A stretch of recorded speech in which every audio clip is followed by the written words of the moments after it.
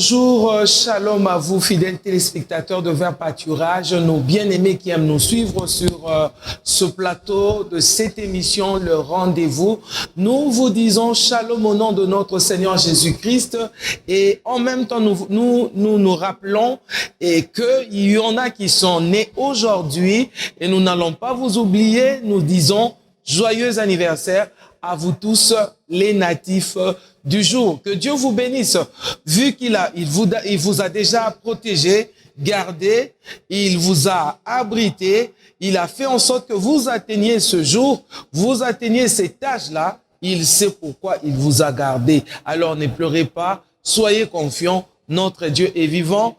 Fêtez votre anniversaire aujourd'hui, soyez joyeux et reconnaissez la grâce de Dieu sur vous, parce qu'il y en a beaucoup qui ont voulu atteindre même ce jour, voire ce matin, ils n'ont pas pu. Et nous disons merci à notre Dieu parce qu'il vous a protégé, vous a gardé contre tous les vents qui a soufflé dans ce monde, les épidémies et autres. Mais Dieu vous a protégé. Nous disons merci à notre Seigneur. Shalom à vous tous.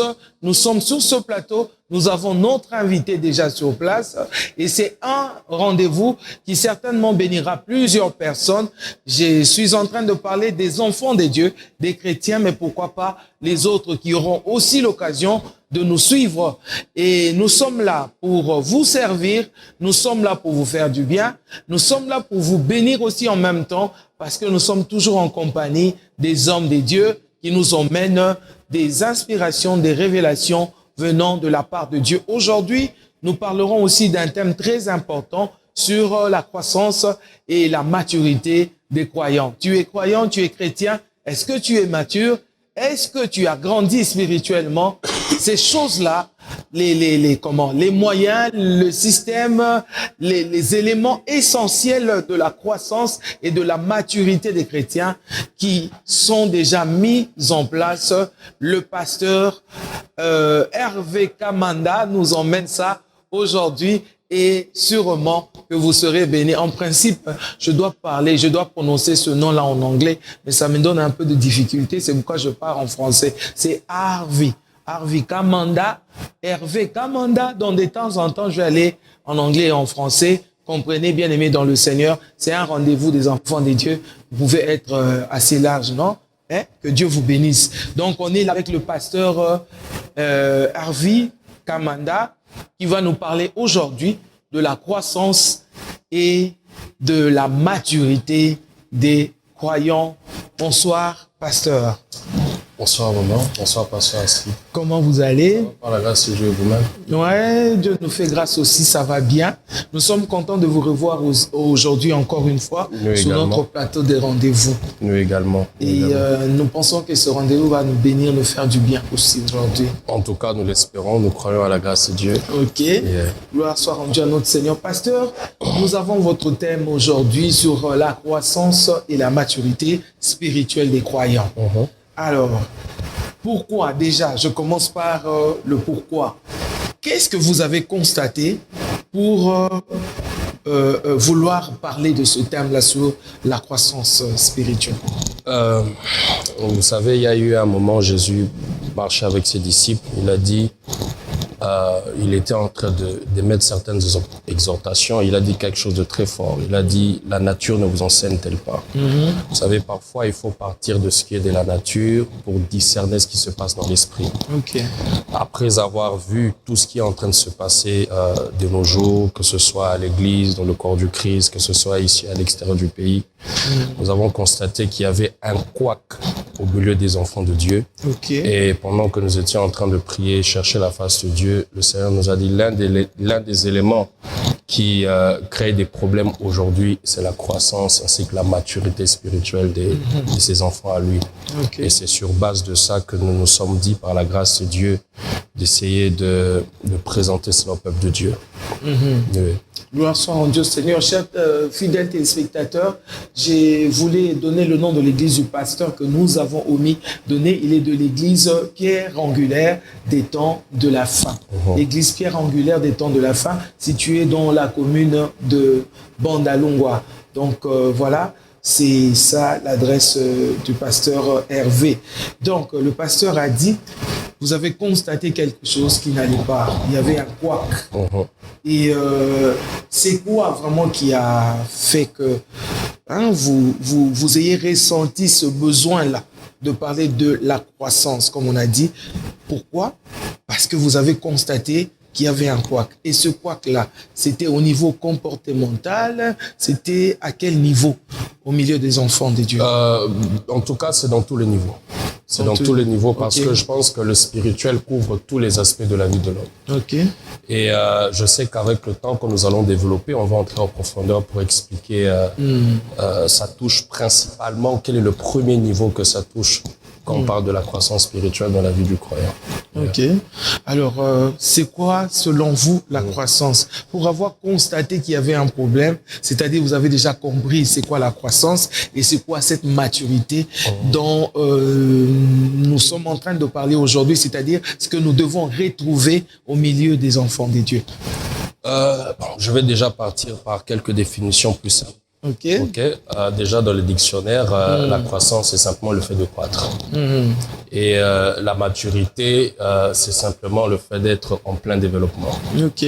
Mais il faudrait aussi savoir que si les hommes ont leur dictionnaire, Dieu aussi a son dictionnaire. Ok.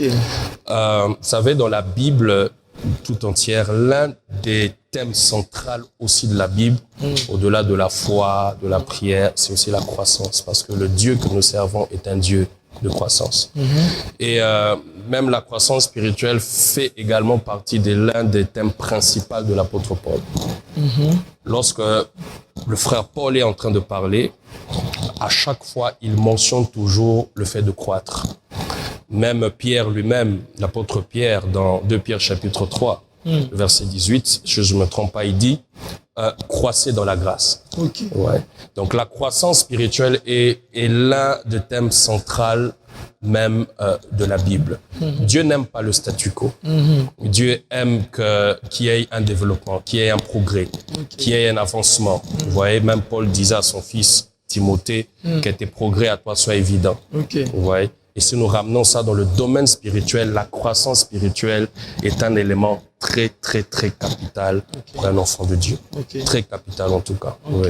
Mais maintenant, vous parlez de la croissance. À ma compréhension, aucune chose ou une personne, une vie puisse croître, cette vie doit commencer. Exactement. C'est-à-dire, quelqu'un doit d'abord naître pour commencer à croître. Exactement. Mais est-ce que ces gens à qui vous demandez la croissance, est-ce qu'ils sont nés pour croître? Déjà ici, de par le thème, on dit que nous parlons de la croissance spirituelle des croyants. Vous voyez, donc c'est ce qui fait que c'est supposé que nous nous adressons à ceux qui sont déjà nés de nouveau, mais qui ont eu... Il y a un blocage quelque part.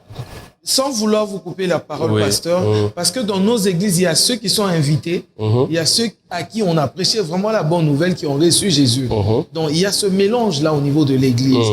Et c'est peut-être, quand nous voyons par exemple Israël quitter Égypte, c'était pas seulement Israël qui est sorti, il y a aussi des Égyptiens, il y a plusieurs autres peuples qui sont entrés avec eux. Il y a eu des murmures après, ainsi de suite, tout ce qui s'est passé. Donc, c'est peut-être ce mélange-là qui fait en sorte que vous constatiez ce que vous avez constaté et parler de la croissance aujourd'hui. Est-ce que tous sont nés pour commencer à croître? Vous savez, je vais aller dans la même direction que vous. Comme j'étais en train de le dire ici, l'auditoire à qui s'adresse ce message, c'est d'abord les croyants, les enfants de Dieu. Donc d'office, avant d'être croyant, enfant de Dieu, il faut naître de nouveau. Voilà. Donc ça veut dire que nous nous adressons d'abord à ceux qui sont nés de nouveau. Qu'ils soient chrétiens charnels, qu'ils soient chrétiens spirituels, qu'ils soient, peu importe ce qu'il est, mais Dieu veut la croissance spirituelle de tout le monde. Et notre message s'adresse principalement d'abord à tous ceux-là qui sont nés de nouveau. Tous ceux qui se disent chrétiens, enfants de Dieu. Alors, de par la définition que vous avez donnée, nous comprenons par là qu'il y a quelques éléments qui doivent être mis en place pour aider ce chrétien-là, ce croyant-là à croître. Exactement. Est-ce que nous pouvons recevoir ces éléments? Bon, avant d'aller dans les éléments, j'aimerais préciser quelque chose de très important. la croissance spirituelle est pour tout celui qui se dit enfant de Dieu. Ok. Quand vous venez de naître de nouveau aujourd'hui ou demain, que vous soyez serviteur de Dieu ou pas, que vous soyez ancien dans l'église, que vous soyez simplement dans le royaume de Dieu, la croissance spirituelle vous concerne. Ok. Vous savez, pasteur Même les Astrid, pasteurs, même il y a des les pasteurs bishops, qui ne grandissent plus. les archibishops, Oui. les évêques. Les évêques, il y a des pasteurs qui ne grandissent plus. Ok. Oui, qui se sont limités à un stade. Or, j'aime ce que l'apôtre Paul dit. Vous savez, l'apôtre Paul est un homme assez particulier. Une fois, il est en train de dire dans l'épître aux Corinthiens, il dit, je connais un homme qui fut enlevé jusqu'au 3e ciel, qui a vu des paroles ineffables qui n'étaient pas permises à aucun homme de répéter sur la terre. Mais cet homme qui est allé jusqu'au 3e ciel, à un moment, il dit, nous connaissons en partie. Ok. Ok. Et nous prophétisons en partie. En partie. Ok. Et cet homme, c'est celui qui a écrit pratiquement le 60 ou 65%, voire même 70% du Nouveau Testament. Mais il dit que nous connaissons en partie. Pourquoi je le dis? Parce qu'il est important que l'Église aujourd'hui comprenne que jusqu'à ce que Christ reviendra, nous avons toujours une marche à faire de croissance. Personne ne sera arrivé à un certain niveau et dire, eh ben, c'est fini. Non. Parce que nous allons toujours grandir. Il y a des choses que Dieu va nous enseigner. Il y a des choses que Dieu va nous apprendre. Vous voyez? C'est quelque chose de très, très, très important sur lequel j'aimerais vraiment insister. Mais la deuxième des choses que j'aimerais dire, comment se déclenche la croissance spirituelle? La croissance spirituelle est différente de la croissance naturelle. Vous voyez, quand quelqu'un grandit naturellement, ça vient naturellement. Il mange, il grandit, ça évolue de manière naturelle. Mais la croissance spirituelle ne vient pas naturellement. La croissance spirituelle ne vient pas à cause du temps que vous avez fait avec Dieu, à cause de l'ancienneté en tant que serviteur de Dieu, en tant qu'enfant de Dieu, en tant que chrétien. C'est pas parce que vous avez fait 10 ans de la vie chrétienne que vous devenez mature spirituellement. C'est pas parce que vous avez fait 15 ans, 20 ans de la vie chrétienne que vous devenez mature spirituellement. La croissance spirituelle se déclenche d'abord par la volonté de la personne elle-même. Ok. Ça ne vient pas naturellement. Il doit être provoqué. Vous savez, Paul était en train de dire quelque chose de très important dans la parole de Dieu. Il dit, pendant que j'étais enfant, je pensais comme un enfant. Je parlais comme un enfant. Mais quand je suis devenu grand, j'ai fait disparaître. Il n'a pas dit que ce qui était de l'enfance a disparu, mais c'est lui qui l'a fait disparaître. C'est un acte volontaire. Ok, il faut le vouloir. Il faut le vouloir. Mais la Bible dit aussi, le Oui. vouloir et le faire, c'est Dieu qui le met en nous. C'est vrai, le vouloir et le faire, c'est Dieu qui le met en nous, mais lui-même, l'apôtre Paul, il dit quelque chose de très fort dans Romains chapitre 7. Ok. Il est en train d'établir le parallélisme entre le vouloir et le pouvoir. Il dit, je veux, ce que je veux faire, c'est pas ce que je fais. Et il précise, il dit pourquoi? Parce qu'il y a une loi qui habite en moi.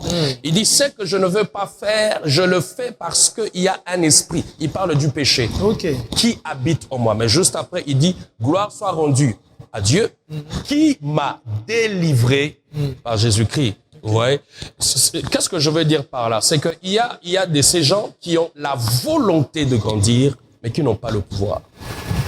Comment ça se fera? Oui. J'ai la volonté de grandir et j'ai pas le pouvoir. Mais où est-ce que j'aurai ce pouvoir alors quand je veux? La première des choses, c'est qu'il faut savoir, c'est que lorsque vous avez la volonté de faire quelque chose, mais vous n'avez pas le pouvoir de le faire, c'est qu'il y a une force spirituelle derrière qui vous empêche d'exercer votre pouvoir. Ok. Ok. C'est la raison pour laquelle lui-même, dans Romains chapitre 7, lorsque vous descendez, il dit « Qui me délivrera ?» C'est la raison pour laquelle c'est ici où je vais marteler, dire quelque chose de très fort. Oui. Parce qu'il est important que même les enfants de Dieu comprennent que la délivrance est une chose très, très, très importante. Quand vous parlez de la délivrance, c'est-à-dire la personne est là debout, on prie sur lui. Ici, je parle de la délivrance dans deux dimensions. La première, D'accord. c'est la délivrance par la parole. Ok. par la parole de Dieu. Okay. La parole de Dieu est un marteau qui brise le roc. La parole de Dieu est puissante. Quand la personne croit à cette parole, cette personne est délivrée. Amen. Mais deuxièmement, c'est la délivrance par la prière. C'est ici où on va, pour aider quelqu'un dans la prière, qu'il passe par des processus de délivrance et tout ça, parce qu'il peut y avoir une force spirituelle derrière qui empêche cette personne de faire quoi? De avoir le pouvoir d'exercer son vouloir. Il y a des gens qui ont le vouloir mais qui n'ont pas de pouvoir. Okay. Ils désirent faire quelque chose, ils désirent aller de l'avant, mais ils sentent qu'il y a une force de pesanteur qui les ramène derrière. Okay. Alors, à ces genres de personnes, je peux dire que vous avez besoin de la délivrance, que ce soit par la parole, que ce soit par la prière. Okay. Oui. Mais non, la Bible dit que nous avons reçu l'autorité. Jésus dit, voici, je vous ai donné le pouvoir, je vous ai donné l'autorité. Vous pouvez marcher sur les scorpions, sur les serpents, rien ne pourra vous nuire. Mais quand est-ce que ce pouvoir que le Christ nous a donné n'est pas, je dirais, exercé, considéré, où la personne qui possède ce pouvoir-là n'est pas conscient que ce pouvoir existe, puisque Christ habite en nous.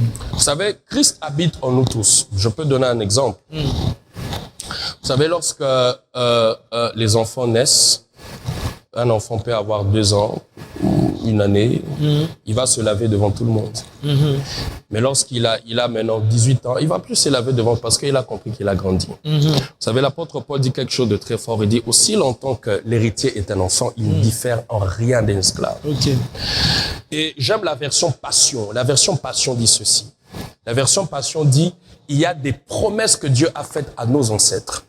Et si l'héritier est un enfant, il n'est pas différent d'un esclave. Okay. Qu'est-ce que l'apôtre Paul veut dire ici? Il veut dire que même pour que l'héritier jouisse des promesses faites aux ancêtres, il doit grandir. Okay. Aussi longtemps qu'il est enfant, les promesses qui ont été faites sur lui, il ne va pas en jouir. L'exercice du pouvoir et de l'autorité qui nous a été donné par le Christ dépend de votre maturité spirituelle, dépend de votre âge spirituel, dépend de votre croissance spirituelle.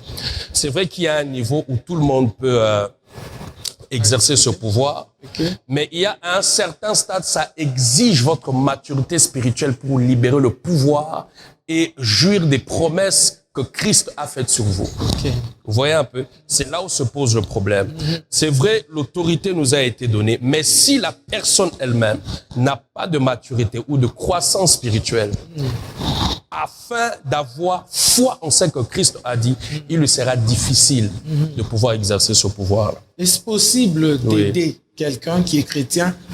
Vous écoutez la parole, cette personne aussi reçoit la même parole. Oui. Est-ce qu'il y a possibilité d'aider cette personne à comprendre la parole au niveau, je dirais, à la manière dont vous avez compris cette parole, afin qu'il puisse entrer dans cette procédure-là de croissance? Vous savez, la compréhension de la parole de Dieu est également proportionnelle à la croissance de chacun et à la maturité de chacun. Okay. Parce que dans toute la Bible, vous allez remarquer que la Bible nous présente 4 niveaux de parole de Dieu.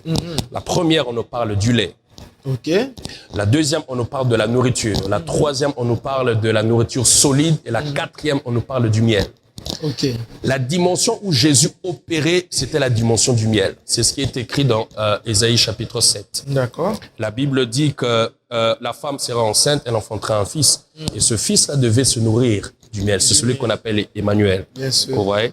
Donc ça veut dire que si vous prenez la nourriture solide, vous le donnez à un enfant, c'est le tuer. Il va pas le comprendre, il va pas le saisir. Et si vous donnez à celui qui est déjà mature et à chaque fois qu'il continue à prendre du lait, c'est aussi un sérieux problème. Vous voyez? Donc ça veut dire que à chaque niveau de la connaissance ou de la croissance d'un chrétien, il y a une parole appropriée pour lui, pour lui permettre de croître comme il se doit. C'est comme si vous prenez un enfant de 2 mois et vous lui donnez la chikwang. Vous le tuez carrément. Vous le tuez carrément. Alors c'est ce qui fait qu'aujourd'hui, dans l'église locale, on a plusieurs problèmes. Pourquoi? Et ce problème est issu de l'immaturité spirituelle. Okay. Et quand les gens sont immatures spirituellement, je m'excuse, il y a plusieurs problèmes même au sein de l'église locale. Les gens se comportent comme ils veulent, les gens comprennent les choses à leur manière. Ce n'est pas le fait d'être un pasteur qui prouve que vous êtes mature spirituellement. Ce n'est pas le fait d'exercer la puissance de Dieu qui prouve que vous êtes spirituellement mature. Ce n'est pas le fait d'accomplir des miracles qui prouve que vous êtes spirituellement mature. Ça n'a rien à voir. La maturité spirituelle se révèle en premier lieu par le caractère de Christ en vous. Ok. C'est l'une des raisons pour laquelle il a établi les 5 ministères. Je suis dans Éphésiens chapitre 4. Il dit, c'est pour amener le chrétien à atteindre la mesure parfaite de la stature de Christ. Ok. Voyez-vous? C'est-à-dire la maturité spirituelle, c'est être ou c'est démontrer le caractère de Christ, c'est atteindre la maturation, la stature parfaite de Christ. Pensez-vous, pasteur, que quelqu'un, un enfant de Dieu peut atteindre ce niveau? Car quand nous regardons la lettre aux Hébreux, par exemple, on dit, vous, en principe plutôt, vous seriez devenus des enseignants. Mais vous en êtes encore jusque-là au premier rudiment. Donc là, on parle des gens qui, normalement, devaient grandir. Devaient déjà exercer le ministère. Là, on est en train de transmettre la matière. On est quand même en train de dispenser l'enseignement. Mais il s'avère que ces personnes à qui on donne elles ne reçoivent pas comme il faut. Mais nous sommes quand même butés à ce même problème. Nous avons besoin de voir la croissance. Que faire dans ce cas-là? On donne comme il faut, mais ça ne se reçoit pas comme il faut. Vous savez, l'élément déclencheur, je m'excuse, de la croissance spirituelle ou du développement de l'homme, c'est l'acceptation au changement. Okay. Quand l'homme n'accepte pas de changer, il bloque son processus du développement. Okay. Vous savez qu'il y a des gens qui pensent tellement qu'il est correct, qu'il n'a pas besoin de changement. Parce que face au changement, il y a 3 catégories de personnes. Il y a de ceux qui acceptent le changement. Vous voyez, comme la femme samaritaine, Jésus lui a dit, tu as 5 maris. Elle dit, tu es un prophète. Et directement, elle accepte ce changement, elle rentre chez elle pour dire que j'ai rencontré un prophète. Mais il y a également des gens qui tolèrent le changement. Des personnes qui tolèrent les changements, ce sont des gens qui se disent le changement n'est pas pour lui, mais pour les autres. Okay. C'est la catégorie des gens lorsqu'on prêche à l'église, bêtier. Ça veut dire que la parole là n'est pas pour lui, mais c'est pour l'autre. C'est pour l'autre. Et souvent, ces gens sont un tout petit peu le type de Jean-Baptiste. Jean-Baptiste, c'est quelqu'un qui, entre guillemets, tolérait un peu le changement. Okay. Pourquoi? Parce que vous allez remarquer que c'est celui qui dit voici l'agneau de Dieu, mais lui-même il part pas. Il envoie ses disciples. Il envoie ses disciples, mais lui-même ne va pas. Jusqu'au point où quand on l'a arrêté, il devait renvoyer ses disciples pour demander si c'était celui qui devait venir. Oh, mais c'est pas vrai. Ce sont des gens qui tolèrent les changements. Ils sont comme ça plusieurs à l'église. Ce sont des gens qui savent que vous prêchez bien. Ils savent que la parole est annoncée, mais cette parole-là n'est pas pour lui, c'est pour les autres. Et des gens comme ça, c'est difficile que ces gens changent. Pourquoi? Parce que pour lui, il s'est déjà placé à un certain niveau et que ce qu'on dit là ne lui concerne pas, ça concerne les autres. Mais la 3e catégorie de personnes, ce sont les gens pratiquement qui rejettent le changement. Ce sont des gens où la parole est prêchée, l'enseignement est là, l'homme de Dieu est là, le oint est là, mais ils le rejettent carrément. Ce sont les types de Jézabel. Okay. En face du prophète Élie, mais son cœur était tellement mauvais au point où elle ne pouvait pas accepter ce que le prophète Élie était en train de dire. Ouais. Donc il y a 3 catégories de personnes. Ceux qui tolèrent, ceux qui acceptent le changement, ceux qui le tolèrent, et ceux qui les refusent. Or, pour arriver à être développé dans la vie, avance. Et ça, c'est un principe de toute la vie, pas seulement dans le domaine spirituel. Pour évoluer dans la vie, il faut accepter le changement. Vous savez, la science nous enseigne que toute chose est à l'état de repos, jusqu'à ce qu'il y ait une force adéquate qui vienne pour booster cette chose qui est à l'état de repos. C'est là que se produit le changement. Okay. Le changement doit être un désir personnel de la personne. Ça doit être une volonté personnelle de la personne. Lorsque cette personne accepte de changer, il déclenche le processus de son développement ou de sa croissance spirituelle. Alors, à l'égard de ces personnes qui devaient être des maîtres, mais qui ne le sont pas, ce sont des gens qui ont refusé, qui ont soit toléré le changement. C'est ce qui fait que malgré les nombres des années, 15 ans, 10 ans, vous savez, Jésus passe plus ou moins 3 ans avec ses disciples sur la terre. Et nous pouvons dire que 3 ans déjà, ça peut permettre déjà qu'il y ait déjà un développement chez un disciple, chez un enfant de Dieu. Ouais. Mais si déjà vous remarquez qu'il y a après 3 ans, 4 ans, 5 ans, 6 ans, 7 ans, 10 ans, 15 ans, mais il y a toujours quelqu'un qui est toujours dans des choses terre à terre, dans certaines choses qui ne correspond pas à son âge spirituel, comprenez que cette personne-là est soit en train de tolérer le changement, soit en train de refuser le changement. Ah oui, parce que on les appelle apôtres aujourd'hui, mais c'est pour une formation de 3 ans seulement. Oui, une formation de 3 ans. 3 ans suffisait pour qu'ils quittent l'étape des enfants à devenir disciples, des disciples à devenir serviteurs, de serviteurs à devenir amis, et de amis à devenir épouse. Parce que Jésus n'est pas pédophile. Jésus ne viendra pas retirer une église qui est immature.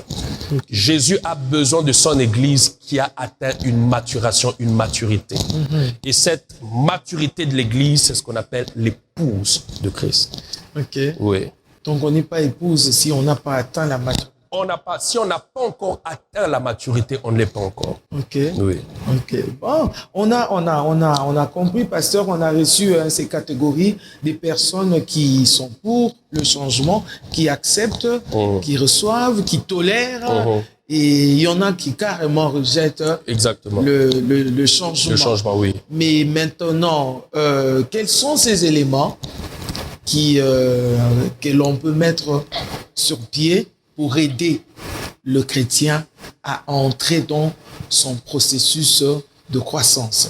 La première chose ou l'élément essentiel pour la croissance spirituelle, c'est d'abord la parole de Dieu. Ok. C'est la parole de Dieu. Et la parole de Dieu a ses 4 niveaux. Il y a le lait, il y a la nourriture solide, mais également le miel.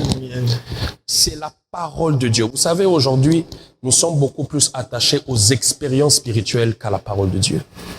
La Bible dit, au commencement était la parole. Il ne dit pas au commencement était la prière. Il ne dit pas au commencement étaient les dons. Au commencement étaient les grâces. Au commencement était la parole. La parole, c'est la nourriture du croyant. La parole, c'est elle qui permet à un enfant de Dieu de croître comme il se doit. Et ici, j'aimerais insister. C'est vrai que nous parlons de la parole, mais il faudrait aussi qu'il y ait la parole au temps convenable. La nourriture au temps. La Bible dit, quel est ce serviteur fidèle? Ici, je vais essayer un tout petit peu de marteler sur nous qui dispensons cette parole. Il dit, quel est ce serviteur fidèle qui donne la bonne nourriture au temps convenable? Nous ne sommes que de ceux qui servent. Nous ne sommes que des serveurs dans un restaurant. Le cuisinier, c'est Dieu. Okay. Mais si nous ne sommes pas capables de pouvoir recevoir la nourriture que le cuisinier a préparée pour donner à son peuple, nous risquerons de leur donner une parole qui ne correspond pas à leurs besoins. Mais comment ça va se faire, pasteur? Oui. C'est lui qui prépare et nous venons prendre pour aller donner. Et c'est pas à nous de contrôler la qualité ou de faire quoi que ce soit. On prend ce que Dieu nous donne. Donc, ce que le pasteur a donné, c'est ce que Dieu lui a donné. Non, maintenant, il faut faire très attention parce que... Comment d'ailleurs on saura que ça, c'est le lait, c'est le miel et ça, c'est la nourriture solide? Ici, ça relève de responsabilité du dispenseur de l'évangile ou de la parole de Dieu. Ça relève de la responsabilité du pasteur, de l'homme de Dieu, de celui qui est gardien de tel ou du sacrificateur ayant reçu l'onction. Ouais. C'est à lui d'être en contact avec Dieu pour qu'il soit capable de pouvoir faire quoi? De transmettre et de donner la parole au temps convenable. Tout se passe dans la communion. Tout se passe dans la communion avec Dieu. Un homme de Dieu qui a déjà perdu sa communion avec Dieu, c'est un élément dangereux. Ici sur la terre, c'est un élément dangereux même dans son église. Ouais. C'est vrai que il faut ici établir la différence entre recevoir de Dieu et le transmettre. La transmission dépend de la transformation intérieure de celui qui doit transmettre. Ça veut dire que quand je reçois quelque chose de Dieu, pour la transmettre, ça dépend de ma transformation intérieure. Ça dépend de mon background. Ça dépend de la connaissance que je possède. Parce que être capable de transmettre une parole à une assemblée, c'est 50% Dieu et 50% l'homme. Ok. Généralement, ce n'est pas, les gens pensent que c'est 100%. C'est l'une des raisons pour lesquelles vous remarquez, on a beaucoup de lacunes. Des gens aujourd'hui qui disent des choses, mais qui sortent de la saine doctrine. Vous allez m'excuser, pasteur, mais Oui. je voudrais vraiment qu'on s'arrête un tout petit peu parce que Oui. nous avons vu une dame sorcière dans une église, mais qui donne des prophéties qui sont véritables, qui viennent de Dieu. Et on dit que Dieu il utilise toutes sortes de récipients. Il dit même que dans sa maison, il y a des vases d'or, il y a des vases de terre. Et il y en a qui sont d'usage vil, et il y en a qui sont d'usage utile. Donc, quand vous dites que ça dépend de la transformation intérieure de la personne qui transmet, c'est-à-dire que la puissance de la parole est aussi faible pour dépendre de cette personne qui la transmet aux gens. La parole de Dieu est puissante. Ça, c'est une vérité, une certitude. La parole de Dieu, elle est puissante. Vous voyez? La parole de Dieu est puissante. Ça on ne peut pas en discuter. Ouais. Je peux vous donner même un exemple. J'ai toujours aimé, je veux revenir, j'ai toujours aimé ce que la Bible dit concernant les 7 fils de Sceva. La Bible dit qu'ils se sont tenus devant un démoniaque. Ils ont commencé à chasser. Au nom de Jésus que Paul prêche. Ce que j'aime, c'est que le nom de Jésus est tellement puissant qu'il a quand même eu l'effet. Les démons qui étaient là ont réagi. Les démons n'ont pas réagi parce que eux, ils étaient en état de chasser les démons, mais les démons ont réagi à cause de la puissance du nom de Jésus. De la même manière, la parole de Dieu est puissante. Comme la parole de Dieu est puissante, celui qui doit la transmettre doit être en état de pouvoir la transmettre. Si celui qui doit la transmettre n'est pas en état pour la transmettre, vous devez savoir quel impact de cette parole n'aura pas ses effets. Pourquoi? Parce que lorsque vous branchez un tuyau dans un robinet et que vous ouvrez, si le robinet est sale, il va transmettre l'eau sale. Et ça va détruire les fleurs. Mais si le robinet il est propre, l'eau qui va jaillir va également faire quoi? Arroser, elle sera propre et elle va arroser les fleurs et les fleurs vont grandir aujourd'hui. C'est l'une des raisons pour laquelle vous remarquez aujourd'hui qu'il y a des gens dans des églises qui ont pris des années, qui entendent la parole, mais qui leur croissance est une croissance à pas de tortue. Ou soit ce sont des gens qui divaguent dans plusieurs choses. Ouais. Vous savez, aujourd'hui, j'ai toujours aimé ce que la Bible dit dans l'Apocalypse. Quand Dieu parle aux 7 églises, il dit, écris cette lettre à l'ange de l'église d'Éphèse. Ces lettres n'ont pas été adressées à l'église d'Éphèse. Ces lettres ont été adressées à l'ange de l'église d'Éphèse. Ces lettres ont été adressées au pasteur de l'église, au pasteur de Thyatire, au pasteur de Pergame. C'est à eux que ces lettres ont été adressées. Ça veut dire qu'aujourd'hui, ici, la grande responsabilité dans la transmission de l'évangile, dans la transmission de la parole, c'est nous en tant que serviteurs de Dieu. C'est nous en tant que pasteurs. Si déjà il y a un pasteur qui a un problème caractériel, même l'évangile qu'il va transmettre aura un problème malgré sa puissance. Ok. Nous bénissons Dieu, pasteur. Bien-aimé, fidèles téléspectateurs, nous sommes en train de parler de la croissance et la maturité spirituelle des croyants. Pasteur, oui. Quand vous parlez, j'entends, je sous-entends dans ce que vous dites, la faute n'est pas au pasteur, à celui qui transmet parce qu'il a reçu de Dieu pour transmettre. Je vois en même temps aussi la faute est à celui qui a reçu pour transmettre. Mais nous sommes en train d'assister à des spectacles aujourd'hui sur les réseaux sociaux. Les pasteurs avec call pastoral qui deviennent beaucoup plus motivateurs que enseignants de la parole de Dieu. Alors qu'il y a un peuple qui attend. Alors qu'il y a un peuple qui doit être nourri pour croître. Oui. Parce qu'un enfant qui vient de naître a besoin de manger pour bien grandir. Oui. Qu'est-ce que nous allons faire dans cet amalgame, ce désordre? Vous savez, j'aimerais préciser quelque chose ici. Un enfant de Dieu ne grandit pas par une exhortation. Ok. Un enfant de Dieu ne grandit pas par une prédication. Un enfant de Dieu grandit par l'enseignement. Nous sommes édifiés par les enseignements des apôtres et des prophètes. Le grand problème aujourd'hui, pourquoi nous avons beaucoup plus de motivateurs? Moi, je les appelle des DJ, je les appelle des... ouais. C'est ça le problème aujourd'hui. Okay. Tout le monde ramasse tout ce qu'il peut ramasser et le dire pour exhorter le peuple. L'exhortation, c'est bien. Mais pour faire asseoir un chrétien, un enfant de Dieu, il faut l'enseignement. L'enfant de Dieu grandit par l'enseignement. L'enfant de Dieu est édifié par l'enseignement. Ma prière à moi, c'est en tout cas que Dieu nous accorde la grâce.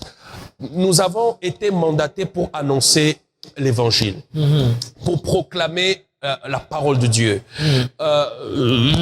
J'ai constaté qu'il y a beaucoup plus aujourd'hui ce que j'appelle l'évangile de la dénonciation.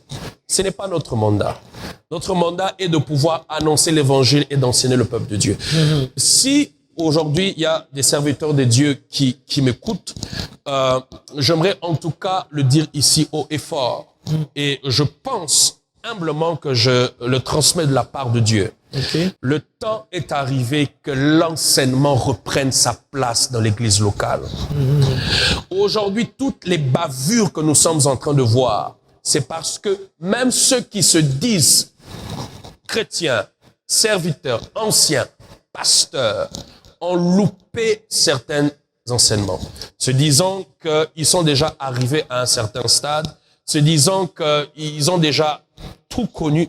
Aussi longtemps que nous serons sur la terre, nous serons toujours enseignables. Parce que même le pasteur, l'homme de Dieu, doit toujours se rappeler qu'au-delà d'être serviteur de Dieu, d'être pasteur, il est disciple de Jésus.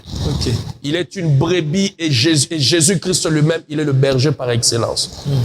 On n'en peut rien, pasteur, si Oui. le thème que vous avez choisi est tellement profond Oui. et qu'on ne peut pas faire un seul numéro d'émission. Ça Parce sera que là, difficile. il nous reste Oui. quelques dizaines de minutes pour Oui. terminer cette séance Oui. d'aujourd'hui. Alors, que dire de ces personnes?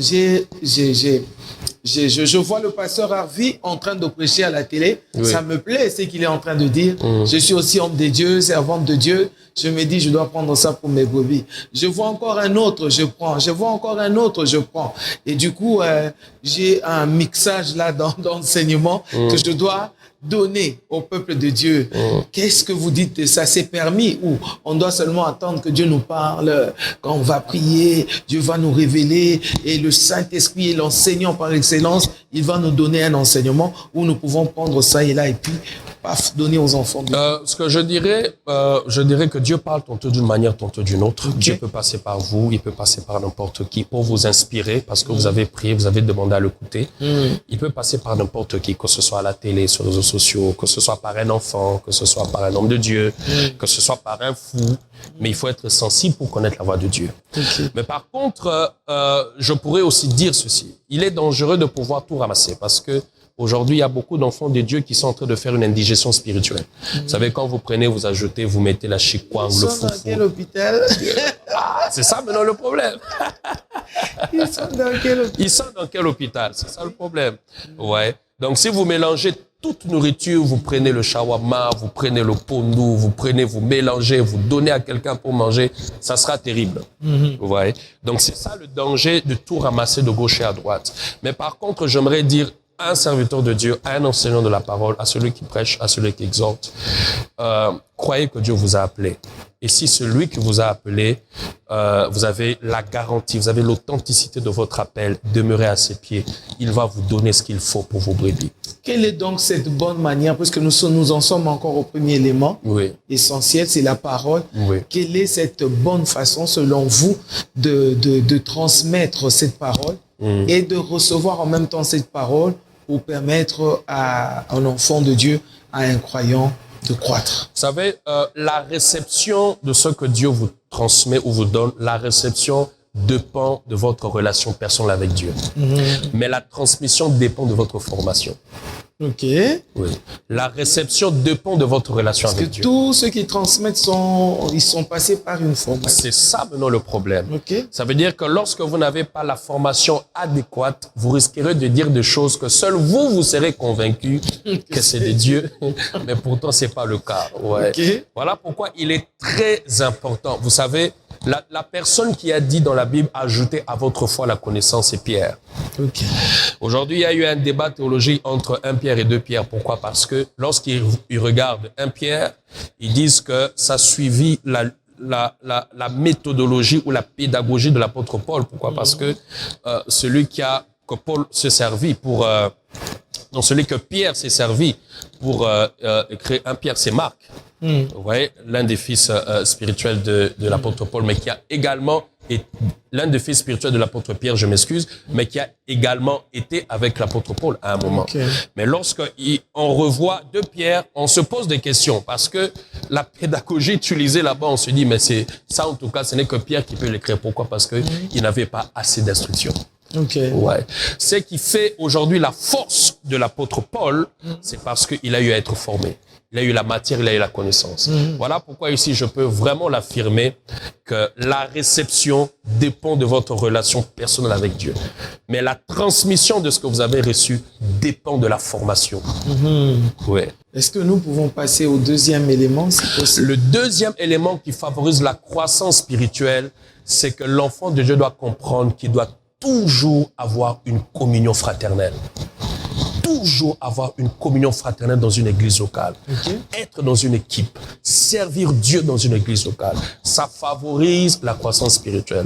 Vous allez remarquer que dans la Bible, il y a toujours quelque chose que Jésus est en train de répéter, les uns, les autres. Les uns, les autres. Fortifiez-vous, croissez. Et Paul dit quelque chose de très fort dans l'épître aux Thessaloniciens. Il dit, votre foi a fait des progrès. Il parle il dit, vous avez cru, donc vous croissez dans l'amour au fraternel. Le deuxième chose, ou le deuxième élément essentiel qui favorise la croissance spirituelle, c'est être dans une équipe. C'est servir Dieu dans une église locale. Parce que le Dieu que nous servons passe par l'église locale pour atteindre les mondes et atteindre les nations. Voilà. C'est ça, ce deuxième élément. Oui. Alors, pensez-vous que dans l'église aujourd'hui, il y a cette communion fraternelle qui peut faciliter aussi les choses? Je dirais oui, mais également non. Parce que c'est l'une des raisons pour laquelle nous sommes en train d'annoncer cette parole ici pour évidemment restaurer cette communion fraternelle, parce que aujourd'hui il y a eu une maladie qui ronge l'église locale, c'est l'individualisme. Ça veut dire je viens, je prie et puis je rentre à la maison. C'est pas la pensée de Dieu. La pensée de Dieu, c'est d'être ensemble. Vous allez remarquer que Dieu lui-même, dans Genèse 1, 2, 3, 4, 5, 6, il dit, il créa, il dit. Mais pour faire l'homme, il avait besoin d'être ensemble. Il dit, faisons l'homme à notre image. Il avait besoin de Dieu, le Père, le Fils et le Saint-Esprit. Vous voyez? Ça, c'est la pensée de Dieu, d'être en communauté. C'est la pensée de Dieu d'être ensemble. Alors, tout celui qui veut sortir de cette pensée sera attaqué par le diable, manipulé par l'ennemi. La pensée de l'individualisme ne vient pas de Dieu. Dieu a besoin de cette communion. Dieu a besoin que les frères soient ensemble. Il dit, il est doux pour deux frères de demeurer ensemble. Il dit, c'est là qu'il déverse quoi? Sa bénédiction. La pensée de Dieu, c'est d'être en communauté. La pensée de Dieu, c'est que celui qui entre dans la vie avec Christ doit servir, doit s'engager dans une église locale pour servir son maître. Et que dire de ceux qui se disent, voilà, je reste à la maison, je regardais la télé, je suivrai telle personne, je sais qu'à MCI TV, par exemple, tel passera à 13h, tel autre passera à 17h, ainsi de suite, je serai nourri. Comme ça, c'est bon. Parce que quand nous suivons, par exemple, les témoignages de Kenneth Hagin, il avait la Bible de sa grand-mère. C'est à partir de cette lecture-là que toute sa vie a été changée. Et ceux qui disent, je suivrai sur les réseaux sociaux, je resterai à la maison, je suivrai mon culte de loin et tout ça. qu'est-ce qu'on peut dire à ces personnes? Parce que, excusez-moi, pasteur, la communion fraternelle renforce la croissance spirituelle. Maintenant, qu'est-ce qui favorise cette communion fraternelle? Ce qui favorise cette communion fraternelle, avant d'abord d'arriver là-bas, j'aimerais répondre sur la question dont vous avez posé sur ceux qui suivent à la maison. C'est pas mal, vous pouvez suivre à la maison, mais la pensée de Dieu, c'est d'être dans une église locale. C'est la pensée de Dieu. Vous savez, si la nature nous enseigne, si vous voyez un lion qui veut chasser et que quand il veut disperser les antilopes, il va suivre l'antilope qui sera seul. Il va jamais suivre les antilopes qui courent en groupe. Il va suivre celui qui va s'écarter de la foule. Et la Bible dit que c'est un lion rugissant. Il cherche qui dévorer, le diable. On le compare avec un lion qui cherche qui dévorer. Ouais, en fait, c'est pour dire à quelqu'un que lorsque vous êtes seul et que vous menez cette vie chrétienne de manière individuelle, vous risquez de tomber dans le piège du diable. Suivre sur les réseaux sociaux, ce n'est pas mal. Mais la pensée de Dieu est que vous puissiez être dans une église locale pour favoriser votre croissance spirituelle.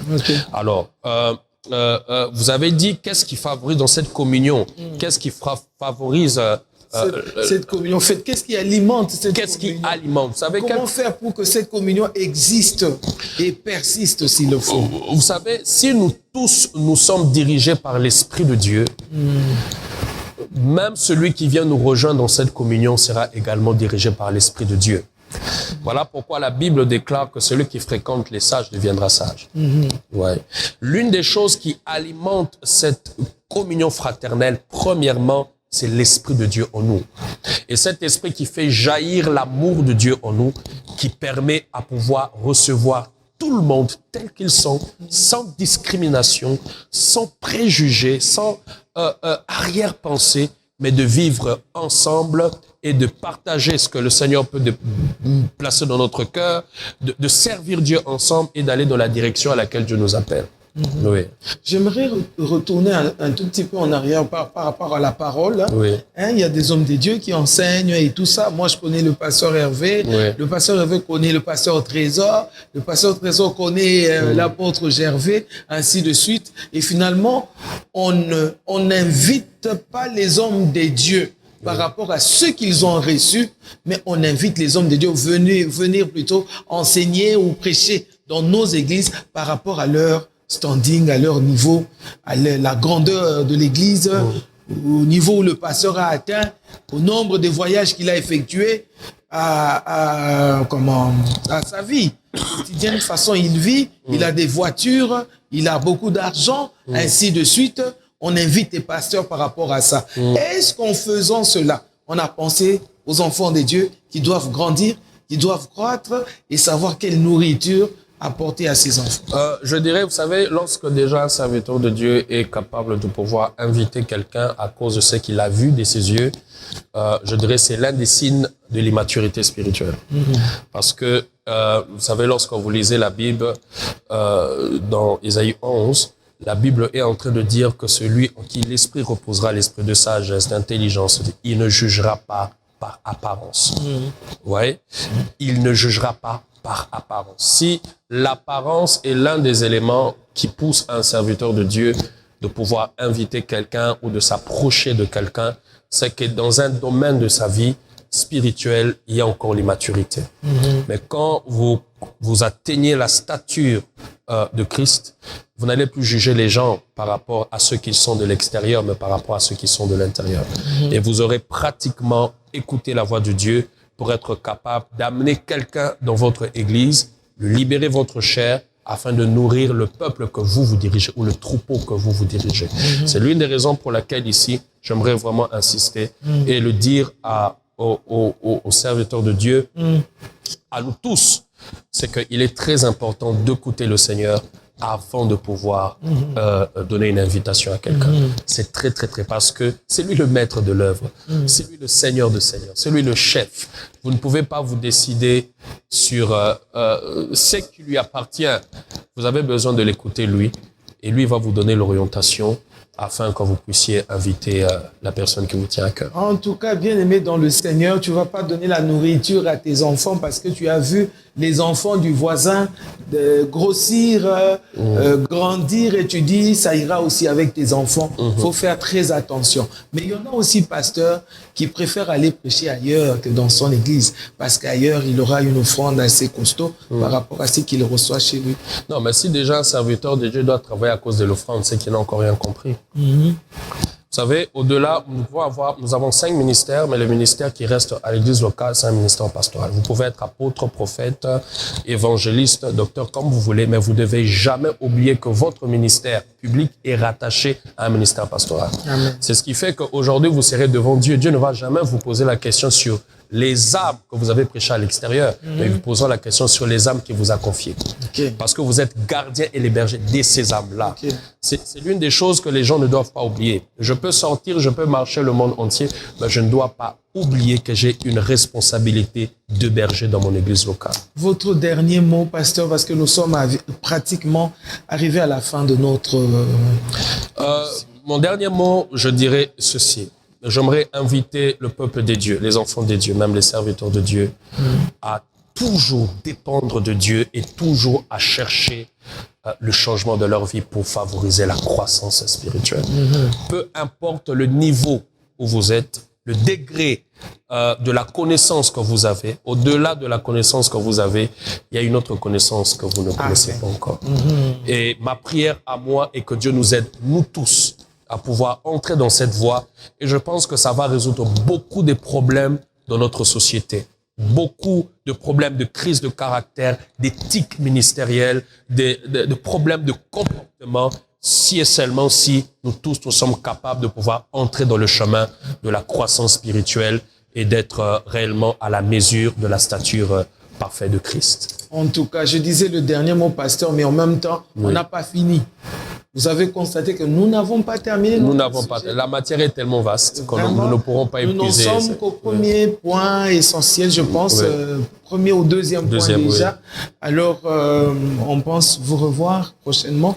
Si Dieu le permet, en tout cas. En tout cas, on dit merci au pasteur pour je dirais, ce beau sujet qui nous a fait du bien. Amen. Parce qu'il faut des fois entrer dans les profondeurs de ces genres de choses. Nous sommes enfants de Dieu, certes, mais nous devons savoir aussi qu'il y en a d'autres que nous n'avons pas encore vus. Il y en a d'autres que nous n'avons pas encore écoutés. Il y a beaucoup d'autres choses que nous sommes censés connaître que nous ne connaissons pas. Amen. Que Dieu vous bénisse pour votre participation à cette émission. Je bénis tous ceux qui nous ont suivis aujourd'hui. Bien-aimés, en tout cas, nous croyons que vous avez été bénis par ce thème-là sur la croissance et la maturité spirituelle des croyants.